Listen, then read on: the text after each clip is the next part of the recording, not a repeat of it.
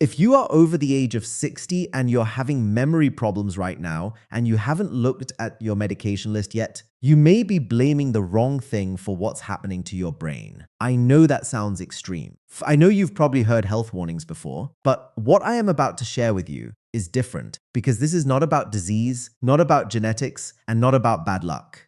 This is about something you are doing right now every single day in the medications you're taking that is quietly destroying your cognitive function. And the most terrifying part, most people who are experiencing this have absolutely no idea it's the medications. They think they're just getting older. They think their brain is failing. They think maybe Alzheimer's is starting, but they're completely wrong. And that wrong belief is keeping them from getting their brain back. Nearly 50% of older adults experiencing cognitive decline are experiencing it as a direct side effect of their medications. 50%.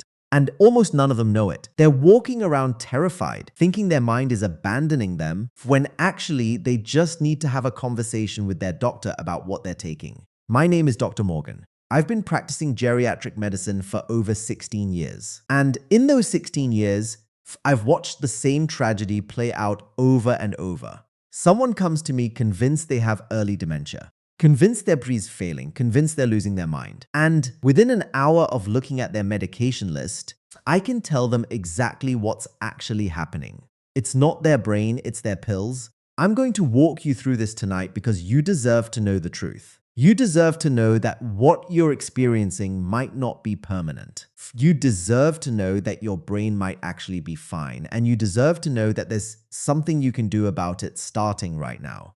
But I need you to stay with me because the information in this video could literally change your life. It could save you from years of fear and decline that you don't actually have to experience. It could bring your brain back. Let me tell you about a man named Stephen. He was 62 years old, a retired engineer, sharp guy, still consulting with his old firm a few hours a week. One day his boss called him about a project problem and Stephen couldn't remember the details. Not just vaguely couldn't remember, completely couldn't remember. He'd been working on this project 2 weeks earlier. He should have known it inside and out. But it was gone from his memory. He hung up the phone and something shifted inside him. He got scared, real scared. Over the next month, Stephen noticed more of it. He'd go to the grocery store and forget why he went there halfway through. He'd be having a conversation and lose his train of thought mid-sentence. He'd read a newspaper article and not remember what he'd just read. His wife noticed it too. She started making gentle comments like, "Did you forget you already told me that story?" Or, "Did you already take your medication this morning?" Stephen made an appointment with his primary care doctor. The doctor ran some basic tests. Blood work came back fine. Doctor said, "These things happen as we get older. You're 62. Your brain might just be slowing down a little." But Stephen knew something was wrong. This wasn't normal. He'd always had a sharp mind. This was a dramatic change in a short period of time. So he pushed for a referral to a neurologist. The neurologist did cognitive testing and some of it came back slightly abnormal. The neurologist said the dreaded words, "It could be early cognitive impairment. We should monitor this. It might be progressing toward dementia." Stephen drove home in a fog. He didn't tell his wife until later that night. When he did, they both cried. They were terrified. His father had had Alzheimer's disease. Stephen had always worried this would happen to him. Now it seemed like it was. They scheduled an MRI. They started preparing mentally for a decline. Stephen's wife started researching care options. They were getting ready for the worst. Then Stephen came to me for a second opinion, and within 15 minutes, I knew exactly what was happening. Stephen was on 4 medications, a blood pressure medication, a statin for cholesterol, an antacid he took every day, and a tricyclic antidepressant that his psychiatrist had prescribed for nerve pain in his hands. I asked Stephen, "When did your memory problems start?" He said, "About 2 months ago." I asked, "When did you start the antidepressant?" He thought about it. "About 2 months ago, maybe a little longer." That was it. That was the connection.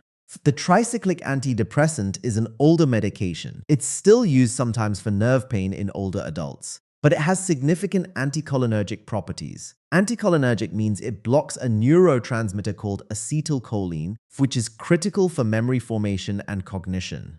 In older brains, anticholinergic medications can cause serious cognitive impairment. I told Stephen, "I think this is your medication. I think your brain is actually fine. But this medication is interfering with how it's working. Let's try switching you to something else." Stephen was skeptical. He said, "But the neurologist already tested me. There's something wrong." I said, "The neurologist is testing you while you're taking a medication that impairs cognition. Of course, the test results are abnormal. That's not because you have dementia. That's because you're cognitively impaired by your medication."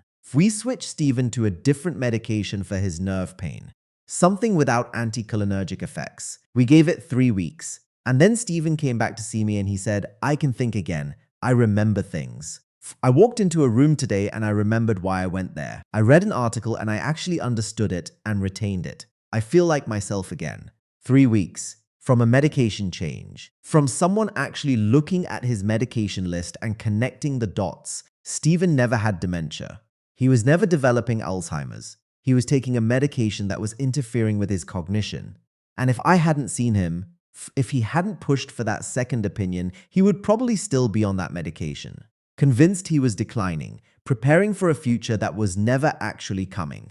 This is what infuriates me about how medicine works. Stephen saw 2 doctors before me. Neither of them connected the medication to his symptoms. They both attributed it to aging or disease, and that lack of connection almost ruined his life. Stephen's story is not unusual, it's actually the norm. I see this multiple times a month. People convinced they have cognitive decline when actually they're experiencing medication side effects. Here's what you need to understand about your brain after 60. Your brain changes. Not in ways that are dramatic or necessarily noticeable, but in ways that matter. Your metabolism slows down. Your liver becomes less efficient at breaking down medications. Your kidneys become less efficient at filtering them out. Your body composition changes. You have less water and more fat. Some medications dissolve in water. Some dissolve in fat. When you have less water and more fat, the medications that dissolve in fat stay in your body longer. They build up. They reach higher concentrations. And your aging brain is far more sensitive to those higher concentrations than a younger brain would be. Additionally, after 60, most people are on multiple medications. You're not taking one thing, you're taking several, maybe 5, maybe 10. Each medication has side effects. But when you combine them, those side effects can interact with each other. They can amplify each other. One medication might cause mild confusion. Another might cause mild brain fog. Together, they create significant cognitive impairment. And here's the thing that most doctors don't tell you. Cognitive side effects from medications in older adults are incredibly common, and incredibly under-recognized. A study came out of Johns Hopkins a few years ago. They looked at older adults experiencing cognitive decline and examined which ones were on medications known to have cognitive side effects. 78% of them were on at least one medication that could be causing cognitive problems. 78%. And almost none of those people had been told that their medication might be affecting their thinking. The medications most likely to cause cognitive problems in older adults are ones that affect the brain directly. Benzodiazepines. That's anti-anxiety medications like lorazepam or alprazolam. Antidepressants, especially older ones like tricyclics. But also some blood pressure medications, some pain medications, some anticholinergic drugs, which include common antihistamines, some steroids, even some antibiotics.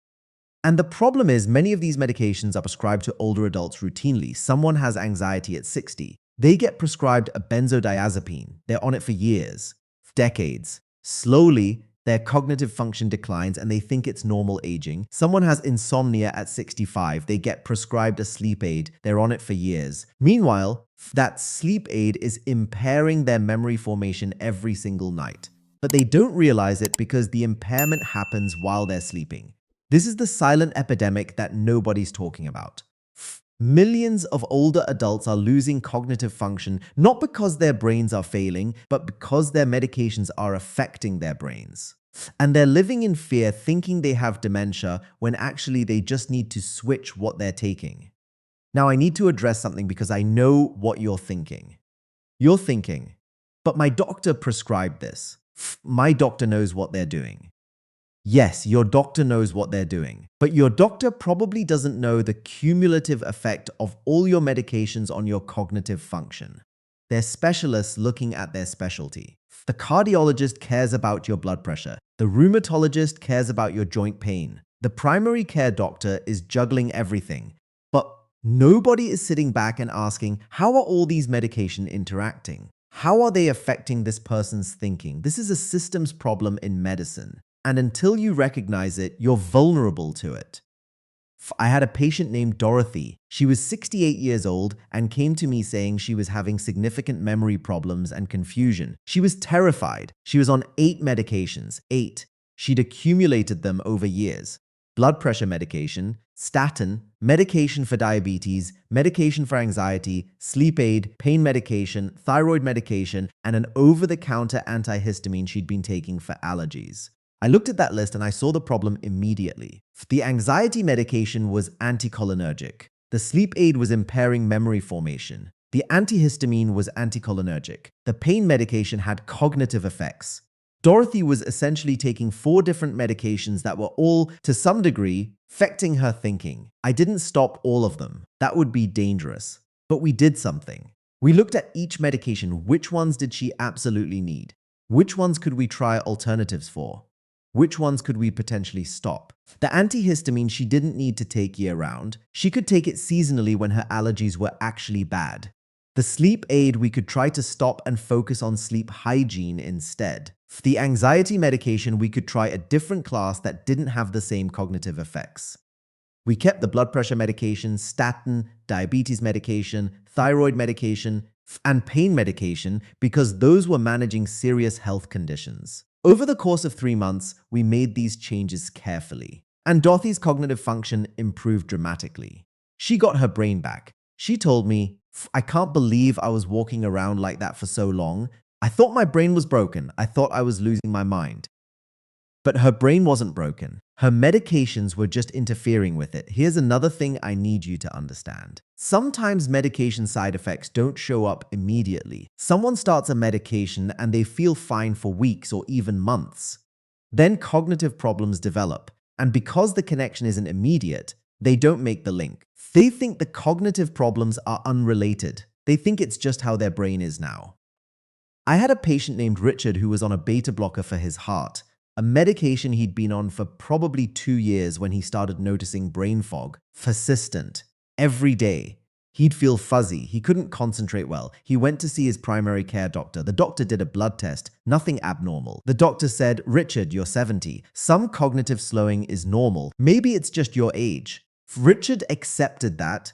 He thought, I guess this is what 70 feels like. But then he came to see me and I asked him about his medications. When had the brain fog started?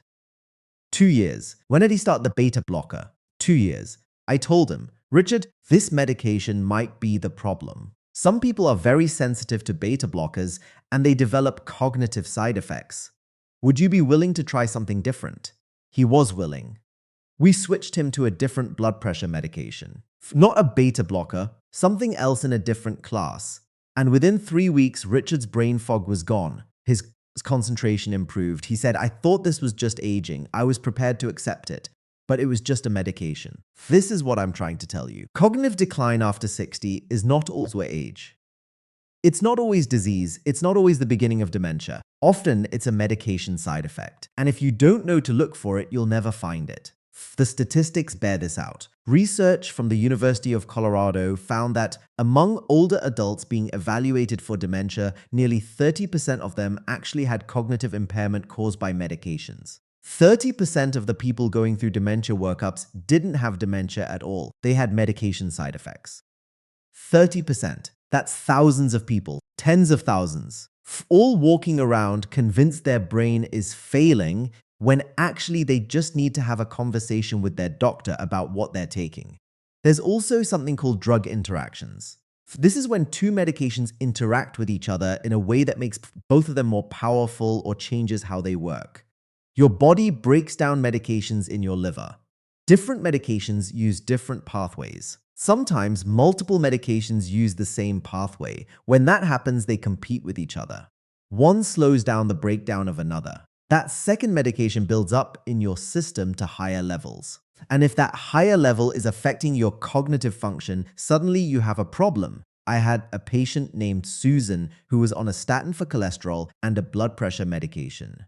Those 2 medications use some of the same liver pathways. Then her doctor added an anti-inflammatory medication for arthritis pain. That medication also uses some of the same pathways. Suddenly, all three were competing to be broken down. They all built up to slightly higher levels. Susan started experiencing significant brain fog and memory problems. She thought she was developing dementia, but really it was three medications interacting with each other.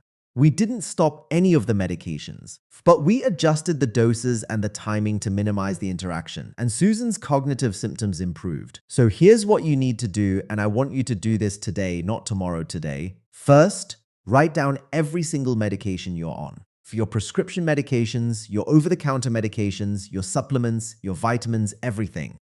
Take a photo of the bottles if you need to. Write down when you started each one.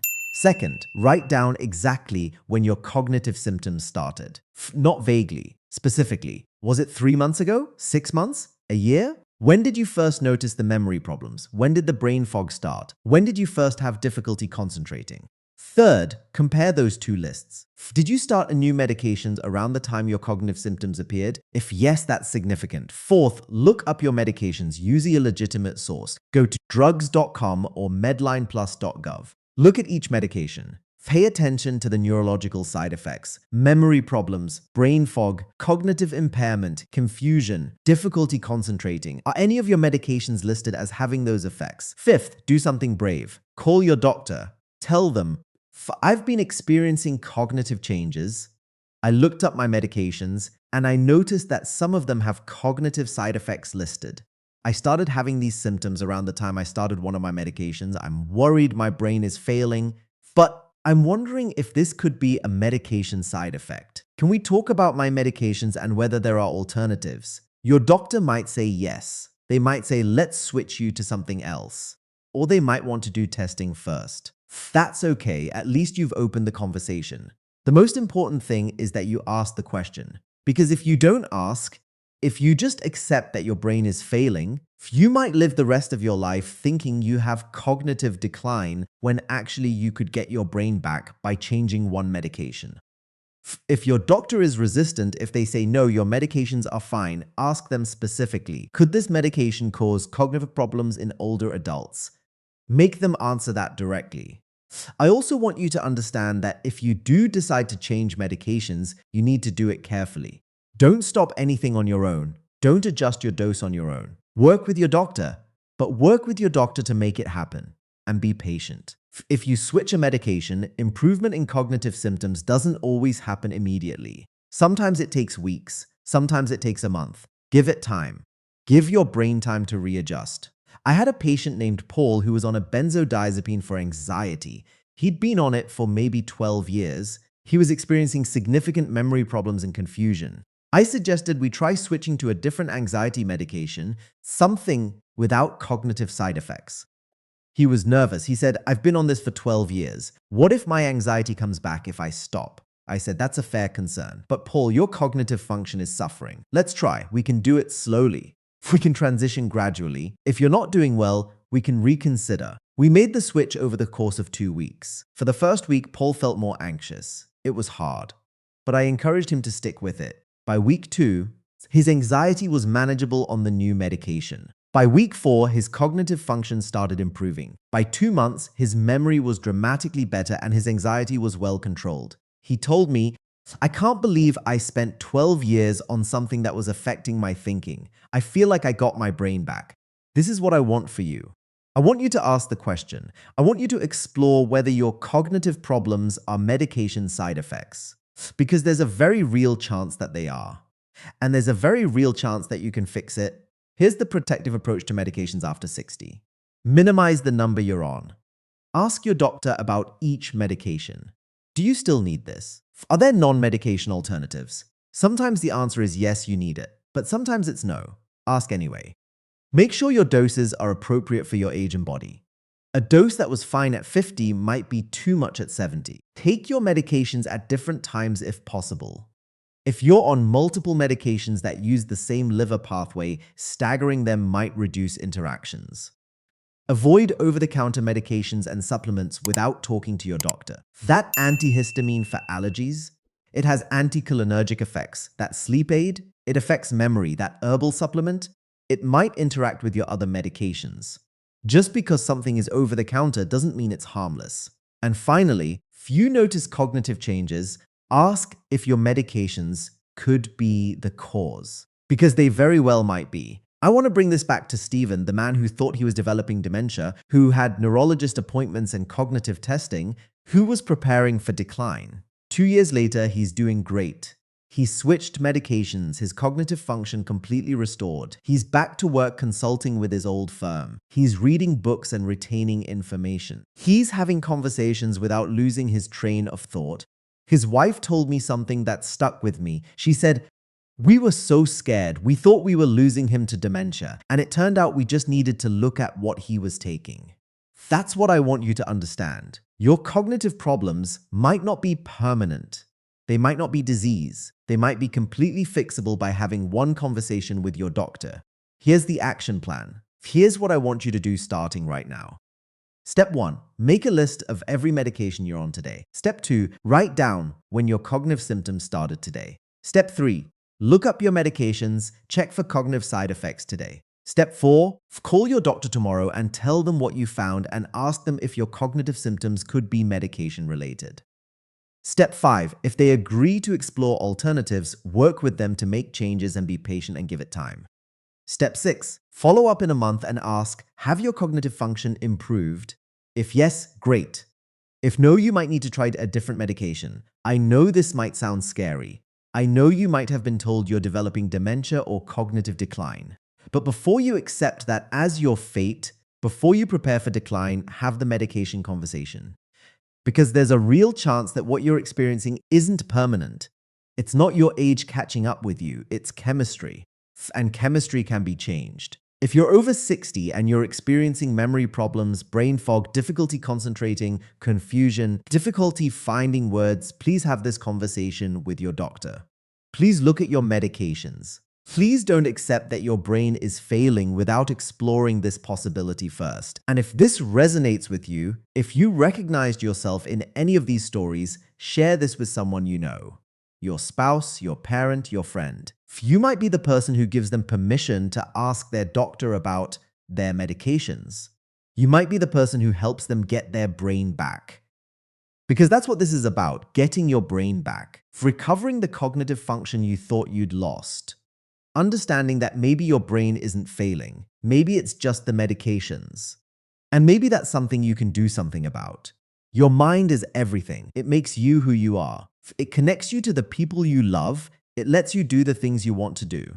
Don't let medication steal that from you silently.